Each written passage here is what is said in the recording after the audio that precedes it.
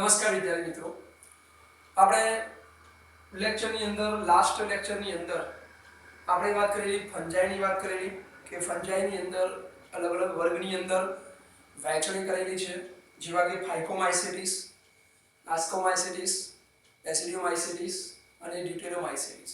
ત્યાર પછી આપણે વનસ્પતિ સૃષ્ટિ અને પ્રાણી સૃષ્ટિની પણ વાત કરી. એટલે કે આપણે જે વીટ કરી જે પંચ સૃષ્ટિ એટલે કે પાંચ સૃષ્ટિની અંદર ડિવાઇડ કર્યા છે સજીવોને.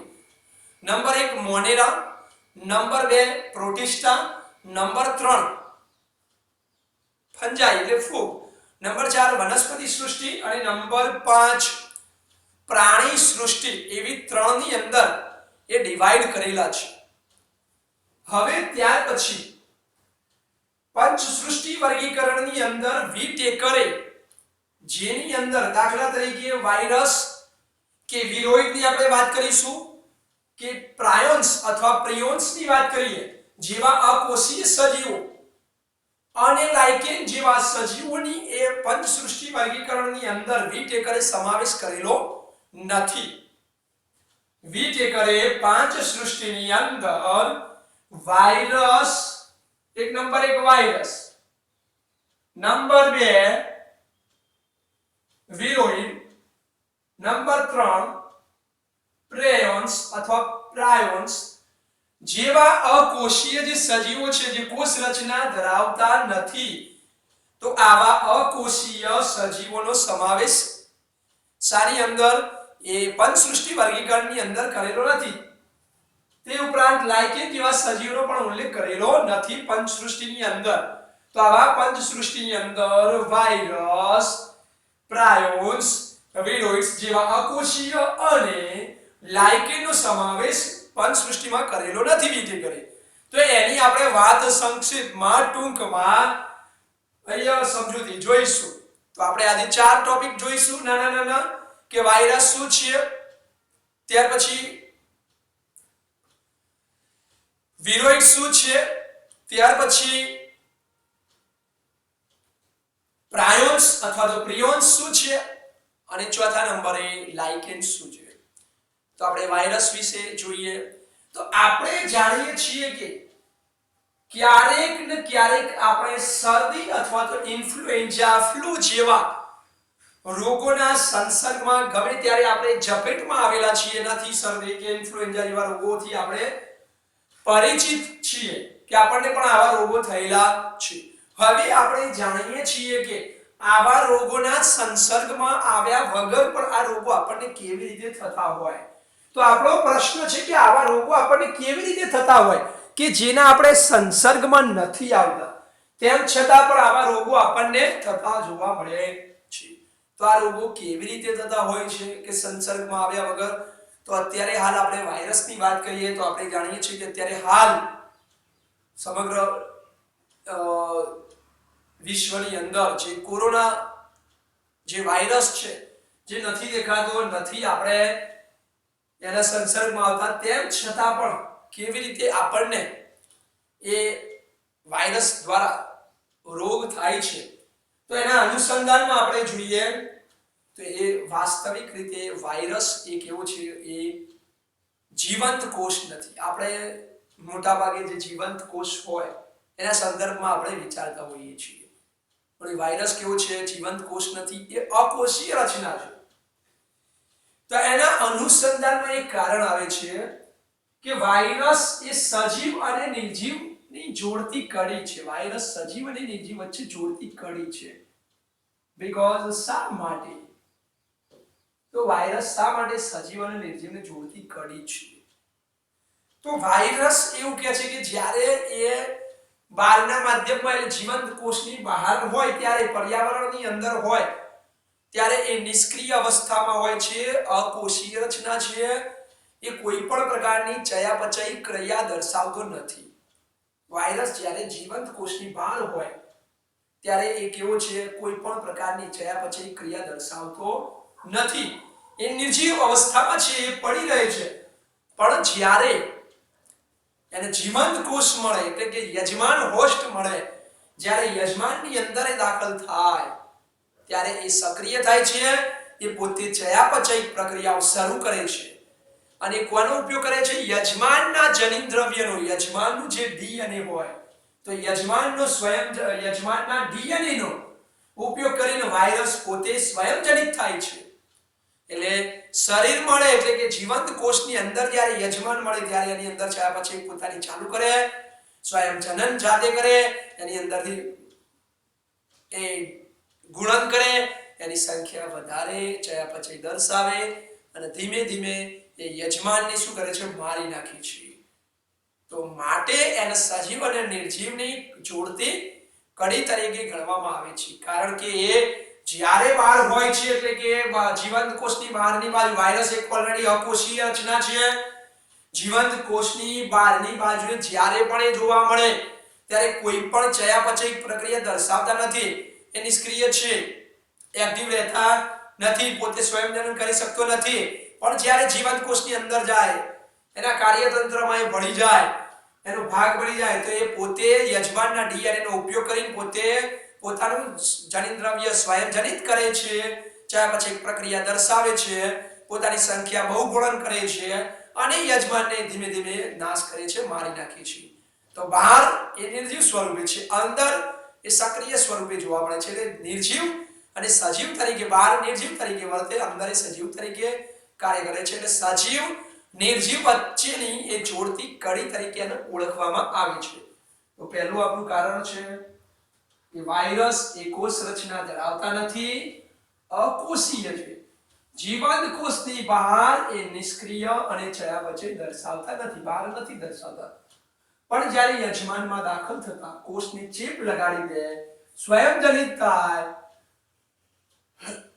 સ્વયંજનિત થાય કોના? કે યજમાનના જનિત દ્રવ્યનો ઉપયોગ કરીને, યજમાનના ડીએનએ નો ઉપયોગ કરીને સ્વયંજનિત થાય, નવા વાયરસ બનાવી શકે, ચયાપચય દર્શાવે અને છેવટે લાસ્ટમાં યજમાનને શું કરે છે? મારી નાખે છે, કિલ, કે મારી નાખે છે યજમાન.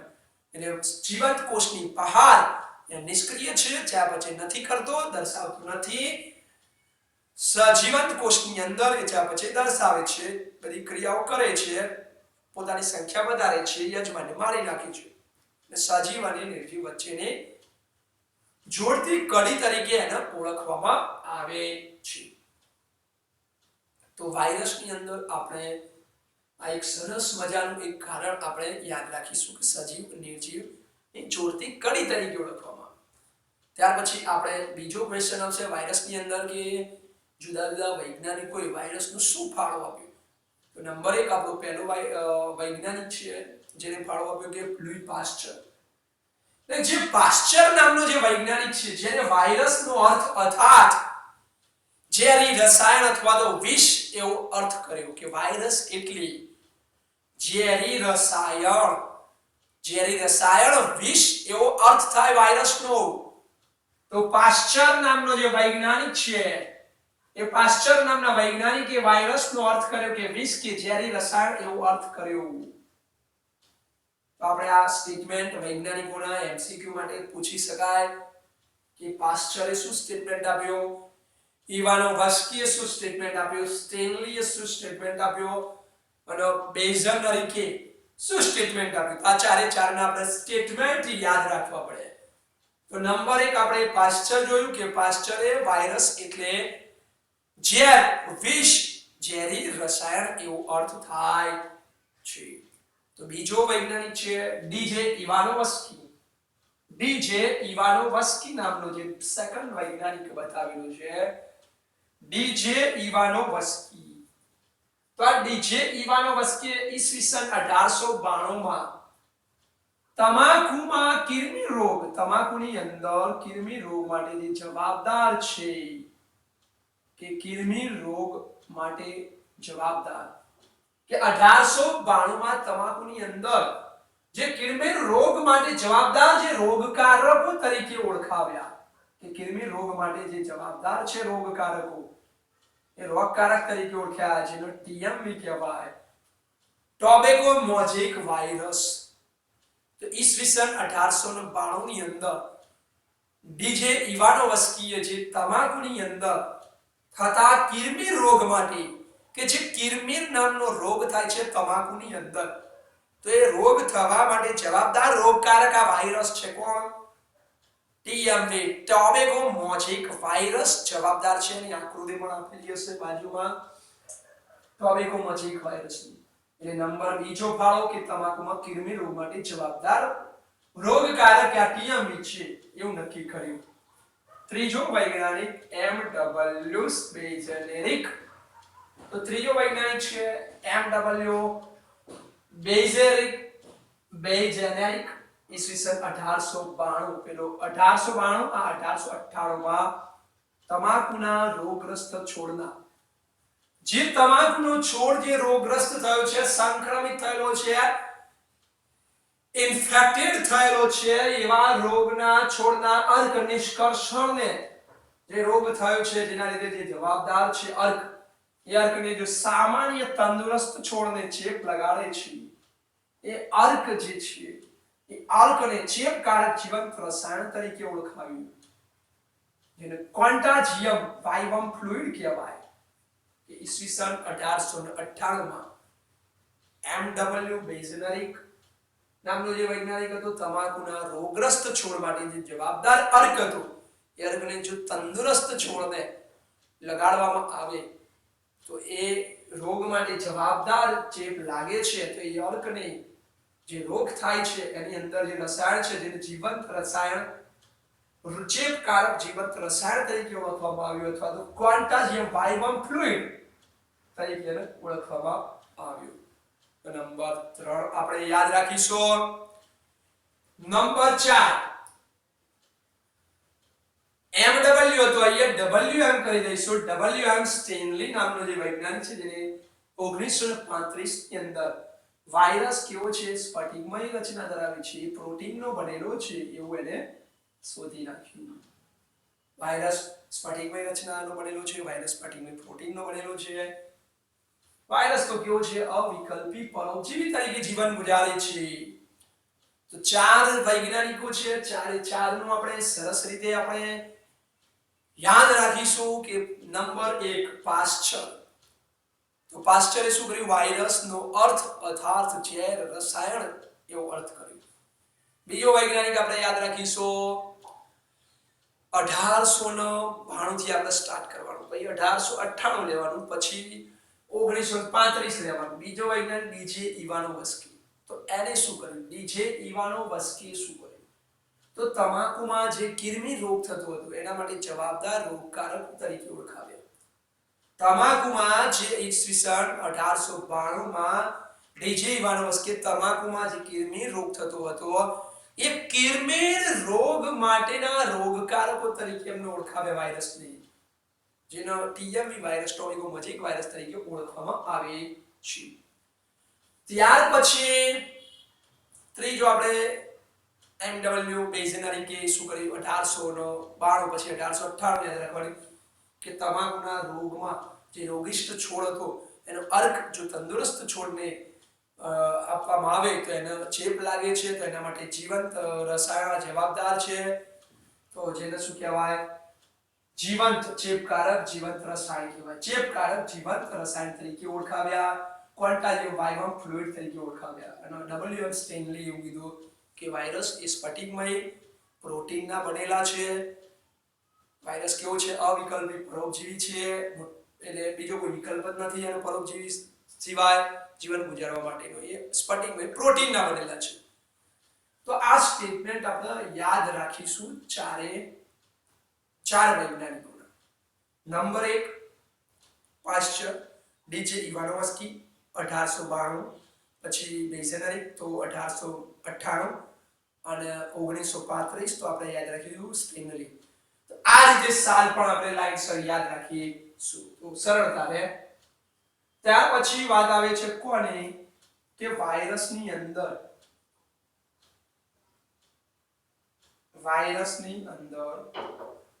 એની રચનાની વાત આવે છે કે વાયરસની રચના જે છે એની અંદર શું આવેલું છે? તો વાયરસની અંદર એવું કહે છે કે 2 ઘટકો છે. એક જનીન દ્રવ્ય અને બીજું દ્રવ્ય છે પ્રોટીન. તો વાયરસની અંદર 2 ઘટકો એ જોવા મળે છે. વાયરસમાં 2 ઘટકો છે. વાયરસની અંદર એ બે ઘટકો જોવા મળે છે. તો કયા બે ઘટકો? એક ન્યુક્લિક એસિડ અને બીજો છે પ્રોટીન. એટલે આપણે એને ટૂંકમાં ન્યુક્લિક એસિડ પ્લસ પ્રોટીન છે એટલે આપણે એને શું કહીશું? ન્યુક્લિયોપ્રોટીન તરીકે ઓળખાય.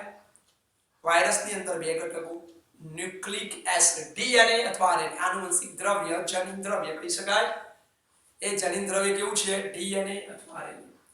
એટલે એને ન્યુક્લિક એસિડ કહેવાય.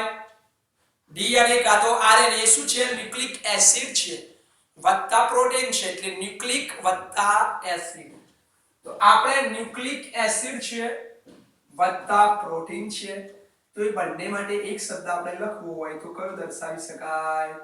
તો બંને માટે એક શબ્દ લખવો હોય આપણે કયો દર્શાવી શકીએ? કયો દર્શાવી શકાય? તો ન્યુક્લિયોપ્રોટીન શબ્દ દર્શાવી શકાય. ન્યુક્લિયોપ્રોટીન. તો વાયરસ એ ન્યુક્લિયોપ્રોટીન નો બનેલો છે એટલે આપણે સમજી લેવાનું કે ન્યુક્લિયોપ્રોટીન એટલે ન્યુક્લિક એસિડ વત્તા પ્રોટીન. હવે એ પ્રોટીન છે એ રક્ષણાત્મક આવરણ છે અને એની અંદર મેઇન જે દ્રવ્ય છે ન્યુક્લિક એસિડ છે. હવે ન્યુક્લિક એસિડ એ કેવું છે? એ આનુવંશિક દ્રવ્ય છે જે ચેપ લગાડે એવું જનીન દ્રવ્ય છે. પ્રોટીન ચેપ નથી લગાડતું પણ એ ન્યુક્લિક એસિડ છે જે વાયરસની અંદર જે ચેપ લગાડે છે, ચેપ માટે જે જવાબદાર છે એ ડીએનએ અથવા આરએનએ આનુવંશિક જનીન દ્રવ્ય કહેવાય. એ જનીન દ્રવ્ય જવાબદાર છે. હવે આપણે બંને ભાગ કર્યા કે ન્યુક્લિક એસિડ પ્લસ પ્રોટીન. તો હવે આપણે જોઈએ પહેલી પ્રોટીનની વાત જોઈએ તો પ્રોટીન જોઈ લઈએ. ન્યુક્લિક એસિડની વાત જોઈએ તો ન્યુક્લિક એસિડ જોઈ લઈએ. ચાલો આપણે ન્યુક્લિક એસિડ જોવું હોય તો ન્યુક્લિક એસિડ આપણે જોઈ લઈએ. તો ન્યુક્લિક એસિડ જે જનીન દ્રવ્ય છે એ કાં તો ડીએનએ હોય કાં તો આરએનએ હોય. બંને ક્યારે હોતા નથી. ન્યુક્લિક એસિડ તરીકે વાયરસની અંદર કાં તો એ ડીએનએ હોય કાં તો એ આરએનએ હોય. બંને એક સાથે જોવા મળતા નથી. તો આપણે અહીં સરસ રીતે દર્શાવ્યું છે કે જનીન દ્રવ્ય તરીકે ડીએનએ કાં તો આરએનએ જોવા મળે છે. હવે કોની અંદર ડીએનએ કોની અંદર આરએનએ જોવા મળે છે? તો દાખલા તરીકે વનસ્પતિઓની વાત કરી છે કે આરએનએ કોની અંદર જોવા મળે તો આપણે એનો અત્તા જઈશું વ્યવસ્થિત છૂટું પાડીને કે એક શૃંખલામય આરએનએ. એક શૃંખલામય આરએનએ એટલે ચેન જે હોય પોલીપેપ્ટાઇડ ની એક જ હોય. એકલ શૃંખલામય આરએનએ એટલે આપણે જાણીએ છીએ કે એકલ શૃંખલામય આરએનએ એટલે શું? તો એકલ શૃંખલામય આરએનએ એટલે એક જ ચેન હોય. તો આપણે જાણીએ છીએ કે આ રીતે એક જ ચેન હોય. એક જ ચેનની વાત કરીએ તો એકલ શૃંખલામય આરએનએ. હવે નીચે આપણે કૌંસમાં લખેલું છે કે એસએસ આરએનએ કેમ કહેવાય? એસ એટલે શાનો? એસ એટલે સિંગલ. ખ્યાલ આવ્યો? એકલ એટલે સિંગલ, શૃંખલામય એટલે એને સ્ટાન્ડર્ડ તરીકે આપણે ઓળખીએ છીએ એટલે સિંગલ સ્ટ્રેન્ડર્ડ આરએનએ તરીકે એને ઓળખવામાં આવે. સિંગલ સ્ટ્રેન્ડર્ડ આરએનએ એટલે સિંગલ નો એસ, સ્ટ્રેન્ડર્ડ નો શૃંખલામય એટલે એસ એટલે એસએસ આરએનએ કહેવાય. તો આવી સિંગલ એસએસ આરએનએ ની ચેન જોવા મળે. તો એવું કોને જોવા મળે કે જે વનસ્પતિને ચેપ લગાડતો જે વાયરસ હોય, વનસ્પતિને ચેપ લગાડતો જે વાયરસ છે એ કેવો છે? એસએસ આરએનએ છે. એમસીક્યુ માટે અગત્યનું છે, પૂછી શકાય કે વનસ્પતિને જે ચેપ લગાવે વનસ્પતિને જે ચેપ લગાવે એ કેવો છે? એસએસ આરએનએ છે. એ આપણે જોઈ લેવાનું કે વનસ્પતિને જે પણ ચેપ લગાવે છે એ એસએસ આરએનએ છે. એસએસ એટલે સિંગલ, ગુજરાતીમાં આપણે કેવું હોય તો એકલ શૃંખલામય આરએનએ ની પોલીપેપ્ટાઇડ ની ચેન છે. તો આપણે જે સિંગલ ની વાત કરી તો આપણે આ રીતે પણ કહી શકાય. ઓકે.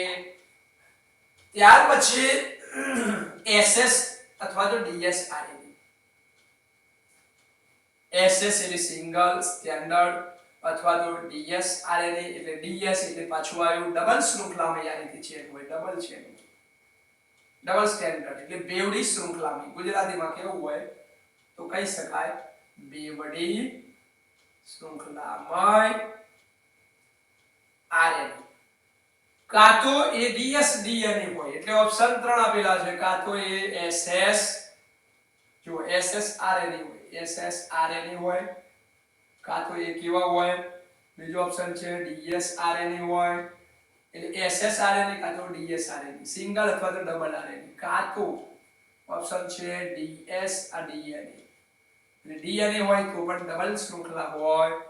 તો આવું ક્યાં જોવા મળે કે એસએસઆરએનએ સિંગલ એકલ શૃંખલામાં આરએનએ કહેવાય, ડબલ બેવડી શૃંખલામાં આરએનએ કહેવાય, કાં તો બેવડી શૃંખલામાં ડીએનએ. આવું ક્યાં જોવા મળે? તો પ્રાણીઓને જે ચેપ લગાડતો વાયરસ હોય, પ્રાણીઓને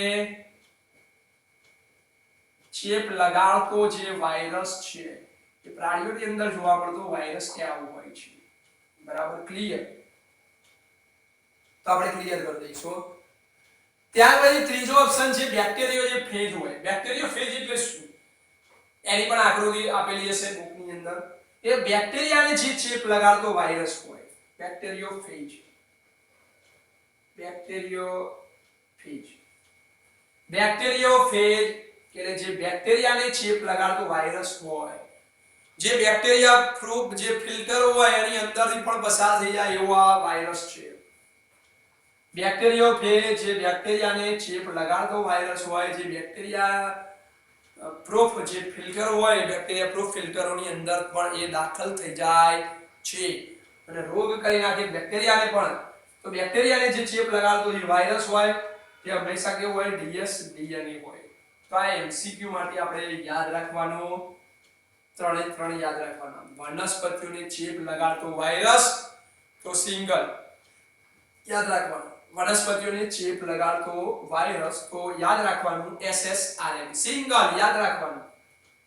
એનાથી ઊંધું યાદ રાખવાનું ડીએસડીએનએ. જો એનાથી ઊંધું યાદ રાખવાનું એસએસઆરએનએ, વનસ્પતિ ચેપ લગાડતો વાયરસ. એનાથી ઊંધું કે બેક્ટેરિયોફેજ એટલે કે બેક્ટેરિયાને જે ચેપ લગાડતો વાયરસ હોય કેવું હોય? એસએસ ની જગ્યાએ ડીએસ અને આરએનએ ની જગ્યાએ ઊંધો ડીએનએ હોય. એવી રીતે તમારે યાદ રાખવું પડે. આ બંને, એક આ અને એક આ. પછી પ્રાણીઓ વાળું કે એની અંદર તો મોટા ભાગે બધા જ હોય એસએસ અને ડીએસ આરએનએ હોય, કાં તો ડીએસ ડીએનએ હોય છે.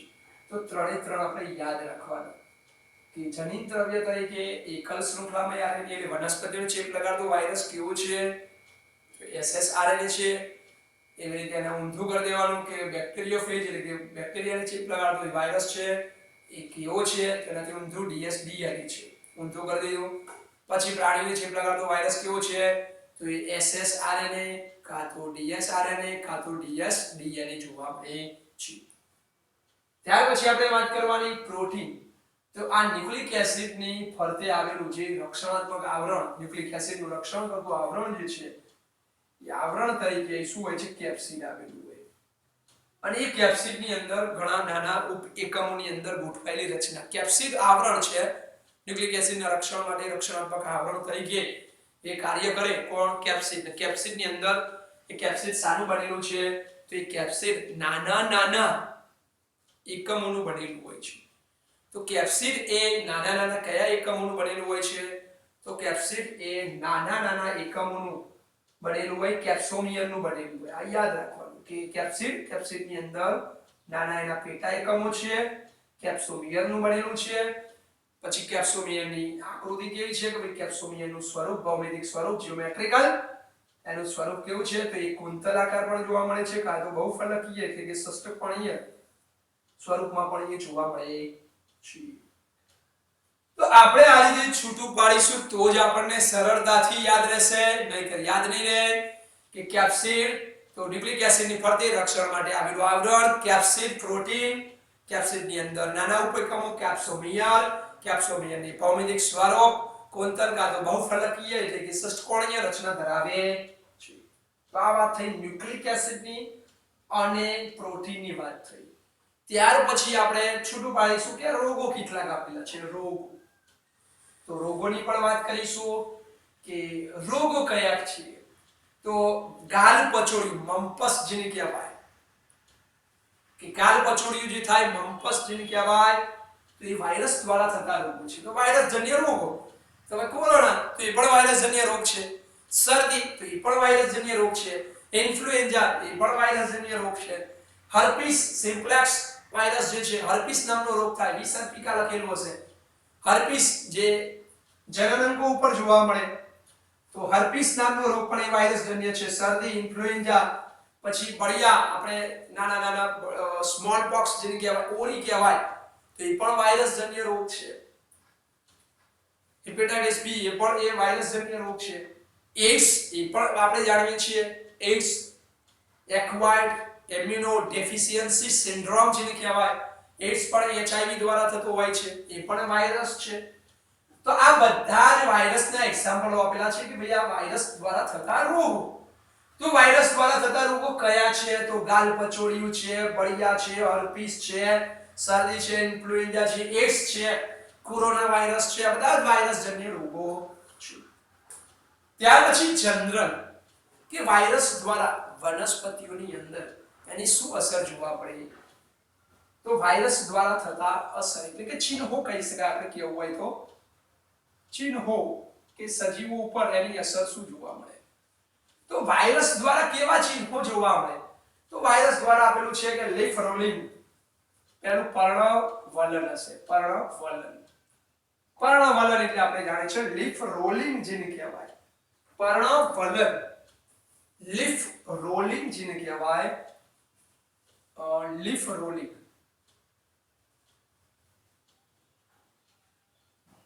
લીફ રોલિંગ કહેવાય, લીફ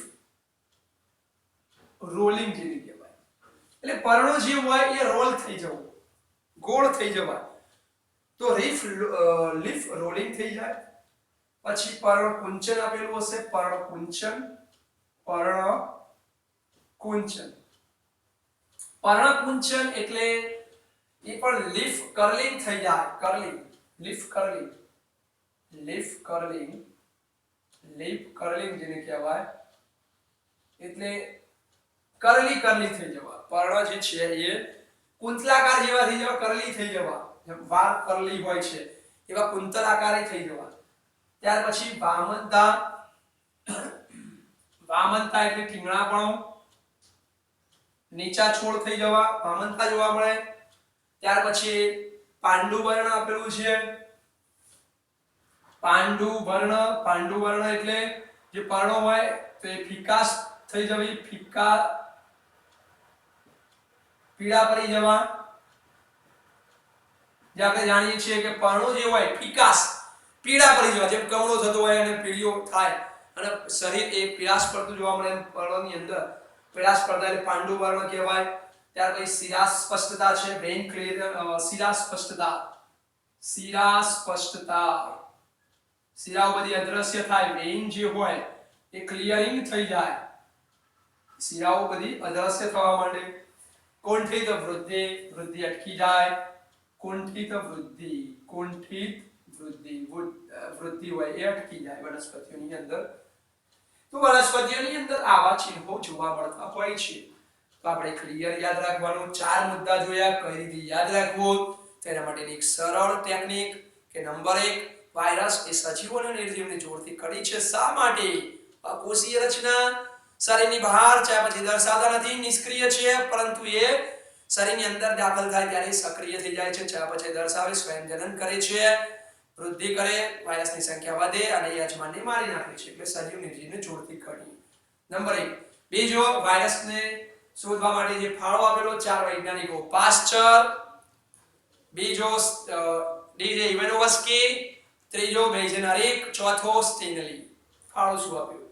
ત્રીજો પ્રશ્ન, વાયરસના ઘટકો nucleic acid plus protein. Nucleic acid એટલે ન્યુક્લિયોપ્રોટીન કહી શકાય. ન્યુક્લિયોપ્રોટીનની અંદર ન્યુક્લિક એસિડ, તો વનસ્પતિઓને ચેપ લગાડતો વાયરસ કેવો છે? એસએસઆરએનએ છે.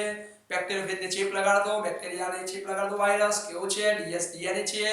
પ્રાણી ચેપ લગાડતો વાયરસ એએસએસઆરએનએ, ડીએસઆરએનએ કાં તો ડીએસડીએનએ છે. આ રીતે આપણે યાદ રાખવાનું.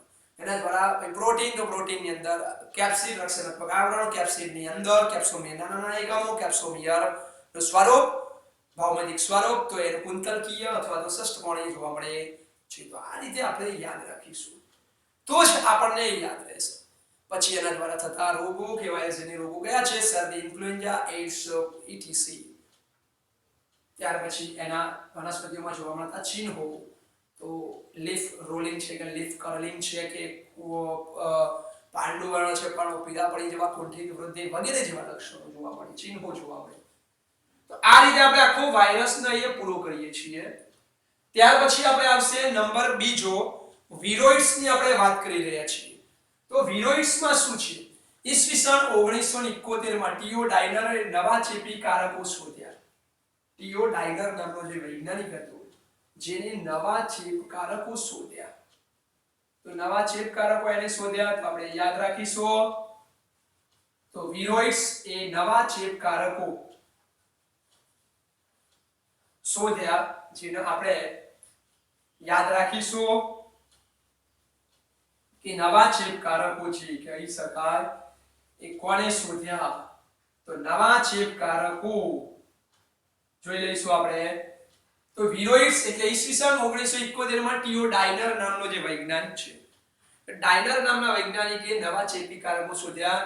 એ વાયરસ કરતા પણ કેવા છે? નાના છે. વાયરસ કરતા પણ નાના. મુક્ત આરએનએ જોવા મળે. મુક્ત આરએનએ એટલે આપણે એવું પણ પૂછાય કે મુક્ત ચેપગ્રસ્ત આરએનએ વિશે સમજાવો. પ્રશ્ન પૂછાય મુક્ત ચેપગ્રસ્ત આરએનએ, આવો આરએનએ મુક્ત ચેપગ્રસ્ત આરએનએ. તો આપણે સમજવાનું વિરોઇડ મુક્ત ચેપગ્રસ્ત આરએનએ એટલે આરએનએ મુક્ત જોવા મળે છે, પ્રોટીન નથી. આ એમસીક્યુ ની અંદર અગત્યનું પૂછાય. વિરોઇડ છે એ વાયરસ કરતા પણ નાના છે. વિરોઇડ એ કેવો છે? મુક્ત આરએનએ, મુક્ત ચેપગ્રસ્ત આરએનએ છે, એકલો આરએનએ ધરાવે. જેવી રીતે વાયરસની અંદર આપણે પ્રોટીન કીધું, એ પ્રોટીન નથી, કેપ્સિડ નથી. તો પ્રોટીન રક્ષણાત્મક આવરણ એ ગેરહાજર છે. આ એમસીક્યુ ની અંદર મોસ્ટ આઈએમપી પૂછી શકાય કે વિરોઇડ ની અંદર પ્રોટીન ગેરહાજર હોય. બરાબર યાદ રાખજો. વાયરસ ની અંદર ન્યુક્લિક એસિડ પ્લસ પ્રોટીન છે, પણ વિરોઇડ ની અંદર આ વસ્તુ નથી. એ આપણે ક્લિયર યાદ રાખવાની કે વાયરસ ની વિરોઇડ ની અંદર પ્રોટીન ગેરહાજર છે. પ્રોટીન એટલે કેપ્સિડ છે નહીં, એ યાદ રાખવાનું તમારે. પ્રોટીન નથી, પ્રોટીન નો અભાવ છે. વાયરસમાં જે પ્રોટીન કેપ્સિડ કેપ્સોમિયર, પણ આમાં કેપ્સિડ નો અભાવ છે. આરએનએ નો આનો જે મુક્ત આરએનએ હોય એનો આણ્વીય ભાર, મોલેક્યુલર વેઇટ એ ઓછો જોવા મળે છે. ઉદાહરણ આપેલા છે વિરોઇડમાં આટલું છે કે ટીઓ ડાયનર નામનો વૈજ્ઞાનિક છે જેને ચેપકારકો વાયરસ કરતા પણ નાનું કદ ધરાવતો શોધ્યા, જે મુક્ત આરએનએ ધરાવે. બીજું મુક્ત ટૂંકો આરએનએ ધરાવશે કે મુક્ત ચેપગ્રસ્ત આરએનએ ધરાવે, અને પ્રોટીન ગેરહાજર છે. એમાં બટાકામાં થતો ત્રાકમય ગ્રંથિલ રોગ, બટાકાની અંદર ગ્રંથિલ ત્રાકમય ગ્રંથિલ સ્પિન્ડલ ટ્યુબ્યુલર જેવો થતો રોગ, અને એક્સ્ટ્રા આપણે માનવીમાં જે અલ્ઝાઇમર્સ રોગ થાય, જે અલ્ઝાઇમર્સ એટલે દૈનિક ક્રિયાઓ કરવામાં પણ ભૂલી જાય, જે વધારે ઉંમરનો વ્યક્તિ હોય જેને અલ્ઝાઇમર્સ થાય છે, એ યાદ કશું ના રાખી શકે, દૈનિક પોતાની ક્રિયાઓ રોજિંદી જે ક્રિયાઓ કરતો હોય એ પણ એને યાદ કરાવવી પડે, નહીંતર એ ભૂલી જાય. તો એવા રોગને અલ્ઝાઇમર્સ કહેવાય. એ પણ વિરોઇડ્સ દ્વારા થતો હોય છે. ત્યાર પછી આપણો ત્રીજો જે છે આપણો ટોપિક પ્રાયોન્સ અથવા પ્રિયોન્સ કહી શકાય, ધીમા વાયરસ જેને કહી શકાય. તો એ પણ જોઈ લઈએ આપણે કે આધુનિક જે ઔષધિકીયમાં ચોક્કસ ચેપ ધરાવતા ચેતાકીય રોગો છે, ચેતાકીય રોગો ન્યુરોકલ જે ડિસીઝ કહેવાય, ન્યુરોલોજિકલ ડિસીઝ, ચેતાકીય રોગો કે ચેતાતંત્રને ખામી સર્જાતી હોય એવા ન્યુરોલોજિકલ ડિસીઝ જે અસામાન્ય ઘડીમય પ્રોટીનથી બનેલા વાહક દ્વારા ફેલાતો જોવા મળ્યો. આ વાહક વાયરસ જેટલું જ કદ ધરાવતો, વાયરસ જેટલું કદ ધરાવતો અને એ ઘડીમય પ્રોટીનથી થતો છે. આ યાદ રાખવાનું કે ચેતાકીય રોગો જે સામાન્ય ઘડીમય પ્રોટીનથી બનેલા, ઘડીમય પ્રોટીન ફોલ્ડેડ પ્રોટીન આવેલું છે કોની અંદર? આ પ્રાયોન્સની અંદર, પ્રિયોન્સની અંદર એમાં પ્રોટીન છે. એ વાહક દ્વારા ફેલાતો રોગ છે. આ વાહક એ વાયરસ જેટલું જ કદ ધરાવતો જોવા મળે છે. આનો એક સમૂહ છે આખો. કયા રોગો કરે છે? તો આ પૂછી શકાય ઘણીવાર કે બોવાઇન સ્પોન્જીફોર્મ એન્સેફેલોપેથી એ ગ્રુપ જે છે આખું એ પ્રાયોન્સ અથવા પ્રિયોન્સ સૌથી નોંધપાત્ર રોગો છે. બોવાઇન્સ, આ યાદ રાખવાનું, બોવાઇન્સ સ્પોન્જી એટલે એસ, અને એન્સેફેલોપેથી એટલે BSF એન્સે એસ, BSE જેને કહી શકાય, BSF બોવાઇન સ્પોન્જીફોર્મ એન્સેફેલોપેથી, જે આખું એક ગ્રુપ છે, તો આખું ગ્રુપ જેને કહી શકાય આપણે કે બોવાઇન સ્પોન્જીફોર્મ એન્સેફેલોપેથી નામનું આખું જે ગ્રુપ છે, જે કહી શકાય કે પ્રાણી સૌથી નોંધપાત્ર રોગો છે. આ ગ્રુપ આખું રોગનું ગ્રુપ આપેલું છે કે સૌથી નોંધપાત્ર રોગો છે પ્રાણીઓ દ્વારા થતા બોવાઇન સ્પોન્જીફોર્મ એન્સેફેલોપેથી. ગ્રુપનું નામ આપેલું છે. જે પશુઓમાં થતો ડિસીઝ, જે મેડ કાઉ ડિસીઝ કહેવાય, એ પ્રાણીઓ દ્વારા થાય. એમસીક્યુ માં પૂછી શકાય કે પશુઓમાં થતો મેડ કાઉ, બસ એમસીક્યુ માટે આ કામ લાગે. મેડ કાઉ ડિસીઝ એ કોના દ્વારા થાય? તો મેડ કાઉ ડિસીઝ એ પશુઓની અંદર એ ન્યુરોલોજીકલ આમ તો ડિસીઝ કહેવાય, ચેતાકીય રોગ કહી શકાય. તો મેડ કાઉ ડિસીઝ પશુઓમાં જોવા મળતો એ પ્રિયન્સ પ્રાઇમ્સ દ્વારા થાય. અને મનુષ્યમાં થતો CR જેકોબ ડિસીઝ, CZ જેને કહેવાય, CR જેકોબ ડિસીઝ છે મનુષ્યમાં થતો. CR જેકોબ ડિસીઝ નું નામ છે જે પ્રિયન્સ દ્વારા થાય. એટલે C એ જેકોબ નો J અને D નો ડિસીઝ નો D, એટલે CZ. એટલે બે જ વસ્તુ આવે, કારણ કે પ્રાણીઓ દ્વારા બે રોગો થાય. પશુઓમાં મેડ કાઉ ડિસીઝ થાય, તો મેડ કાઉ શબ્દ છે જે પશુઓ માટે છે, મેડ કાઉ ડિસીઝ. અને CZ એટલે કે CR જેકોબ ડિસીઝ એ મનુષ્યની અંદર થતો રોગ છે પ્રાણીઓ દ્વારા. CR નો મતલબ આપેલો છે કે ભાઈ CR એટલે ક્રેજ્યુફેલ કહેવાય. CR એટલે શું? CR એટલે ક્રેજ્યુફેલ કહેવાય. ત્યાર પછી આ તો એક્સ્ટ્રા છે કે બકરાઓમાં થતો રોગ સ્ક્રેપી જેને કહેવાય, સ્ક્રેપી ડિસીઝ, એ પણ એ પ્રાઇમ્સ દ્વારા થાય છે, પ્રિયન્સ દ્વારા થાય છે. તો એ એક્સ્ટ્રા છે, તો આપણે એ પણ યાદ રાખીશું. તો બસ આપણે પ્રાઇમ્સ ની અંદર કઈ વધારે યાદ નથી રાખવાનું. પ્રાઇમ્સ ની અંદર આપણે બે ત્રણ શબ્દો જ યાદ રાખવાના પ્રાઇમ્સ માટે. કેમ બે ત્રણ શબ્દો જ? કારણ કે આપણે એક શબ્દ યાદ રાખવાનો, ચેતાકીય રોગો છે પ્રાઇમ્સ, બરાબર. પ્રિયન્સ અથવા પ્રાઇમ્સ એ ચેતાકીય રોગો છે. ત્યાર પછી આપણે બીજો શબ્દ કયો યાદ રાખીશું? પ્રાઇમ્સ એટલે ચેતાકીય રોગો છે. બીજો શબ્દ ગળીમય પ્રોટીન થી થતો રોગ છે, ગળીમય પ્રોટીન ની રચના ધરાવે. બોવાઇન સ્પોન્જીફોર્મ એન્સેફેલોપેથી આખો સમૂહ નો રોગ છે, સમૂહનું આપેલું છે નામ. ત્યાર પછી આપણે પશુઓની અંદર મેડ કાઉ ડિસીઝ જે કહી શકાય, તો એ મેડ કાઉ ડિસીઝ એ પશુઓની અંદર આ રીતે થતો જોવા મળે છે. જ્યારે આપણે માનવીની અંદર એ CR જેકોબ ડિસીઝ તરીકે, CZ તરીકે ઓળખવામાં આવે છે. આ તો એક્સ્ટ્રા છે. CR એટલે ક્રેજ્યુફેલ કહેવાય કે બકરાઓમાં સ્ક્રેપ ડિસીઝ જોવા મળે છે. તો આ રીતે આપણે ત્રીજું પણ યાદ રાખીશું. અને નંબર 4 લાઇકેન ની વાત કરી છે. તો લાઇકેન ની અંદર બે સજીવો સાથે જીવન ગુજારતા હોય, પણ એ કેવા છે? સહજીવન. આપણે જાણીએ છીએ કે સહજીવન એટલે સંબંધ કેવો આવે. લાઇકેન એ સહજીવી છે. સહજીવી એટલે આપણે બાજુમાં નોંધ કરીશું. સહજીવી એટલે આપણે વત્તા અને વત્તા એવો સંબંધ લખીશું. પ્લસ પ્લસ સહજીવન જ્યાં દર્શાવેલું હોય ત્યાં આપણે સંબંધની અંદર સહજીવન શબ્દ હોય ત્યાં આપણે પ્લસ પ્લસ કરીશું. કેમ? પ્લસ એટલે બંને સજીવોને લાભ થતો હોવો જોઈએ. તો લાઇકેન એ સહજીવી જોવા મળે છે, એટલે કે બંને સજીવોને ત્યાં લાભ થતો જોવા મળે છે. બે સજીવોને લાભ થાય. લાઇકેન એની અંદર બે સજીવો છે, બંનેને પ્લસ પ્લસ એટલે બંને સજીવોને લાભ થાય. હવે લાઇકેનમાં કયા બે સજીવો છે? તો લીલ અને ફૂગ એ બે સજીવો જોવા મળે છે લાઇકેનની અંદર. તો સહજીવી છે એટલે આપણે કીધું કે પ્લસ પ્લસ થશે. લીલ અને ફૂગ બંને સજીવો ભેગા થાય એટલે શું બને? લાઇકેન બને. બે સજીવો ભેગા છે. એમસીક્યુ માં ખાસ પૂછાય, લીલના ઘટકનું શું કહેવાય? લીલ માટે ફાઇકોબાયોન્ટ શબ્દ એમસીક્યુ માટે પૂછી શકાય. લીલના ઘટકો માટે ફાઇકોબાયોન્ટ અને ફૂગના ઘટકો માટે ફૂગ, ફુમા, માઇકોબાયોન્ટ કહેવાય. એમસીક્યુ માં પૂછાય. લીલના ઘટકોને ફાઇકોબાયોન્ટ, લીલ એટલે લીલ માટેના ઘટકો ફાઇકોબાયોન્ટ અને લીલ માટેના જે ઘટકો છે એને આપણે માઇકોબાયોન્ટ તરીકે ઓળખીશું. તો ફાઇકોબાયોન્ટ અને માઇકોબાયોન્ટ એવા બે શબ્દો છે. ત્યારબાદ લીલના ઘટકો જે કેવા છે? સ્વયંપોષી છે, પ્રકાશ સંશ્લેષણ કરી શકે છે. લીલના જે ઘટકો હોય એ કેવા છે? સ્વયંપોષી, પ્રકાશ સંશ્લેષણ કરી શકે તેવા હોય. પણ ફૂગ આપણે જાણીએ છીએ પ્રકાશ સંશ્લેષણ કરતો નથી, બીજા ઉપર આધાર રાખે છે, એટલે વિષમપોષી કહી શકાય, કારણ કે મૃતોપજીવી પરોપજીવી તરીકે એ રોલ એનો છે. એટલે આપણે જોયો સહજીવન એટલે શું પ્લસ પ્લસ બંનેનો ફાયદો. લીલ અને ફૂગ. લીલને ફાઇકોબાયોન્ટ, ફૂગને માઇકોબાયોન્ટ. લીલ સ્વયંપોષી, પ્રકાશ સંશ્લેષણ કરે, હરિતદ્રવ્ય ધરાવે, જાતે ખોરાક બનાવે. લીલ વિષમપોષી, પ્રકાશ સંશ્લેષણ ન કરી શકે, જાતે ખોરાક બનાવતા નથી. એટલે ફૂગને જરૂર પડશે, બીજાના આધારની જરૂર પડશે. તો હવે બંનેને ફાયદો થવો જોઈએ. તો લીલ એ ફૂગ માટે શું કરે?